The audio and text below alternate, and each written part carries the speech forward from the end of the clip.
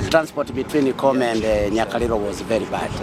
That's why you can see a lot of people, they're just celebrating, enjoying the outcome of this CCM manifesto. I'm sure you don't want to hear that, but that is the reality. Okay, what would you say is the situation regarding infrastructure in Tanzania 50 years after independence? Of course, in 1961, the issue of infrastructure, it was very bad. We used to have only 1,300 kilometers tarmac road.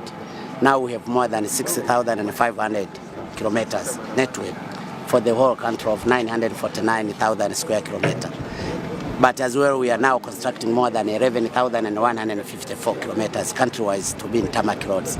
So you can see it yourself that there is a lot of improvement as far as infrastructure is concerned. Do you think Tanzania will make a good way regarding development in the coming years? So what are the main problems? That is obvious because after all, we used to depend on development donors as far as infrastructure is concerned. Now we are constructing some of the roads by using our own budget. So that is something which is very special. And I think that according to the Tanzania situations, we have the Tanzania model of constructions. And we do it by design and construct methods. And I think that among the African countries, Tanzania is number one for organizing their own resources as far as construction of roads is concerned.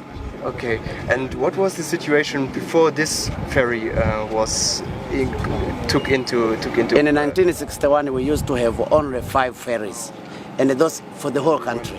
And those 5 ferries, actually, they were just operating by using loop manual.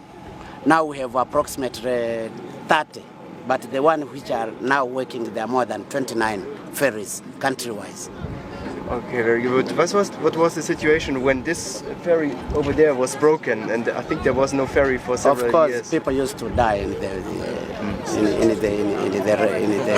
wreck, and we lost a lot of lives. That's why, before delivering my speech, we have to stand and to show some appreciation for the fallen heroes, the victims of this wreck. So now everything is going nice.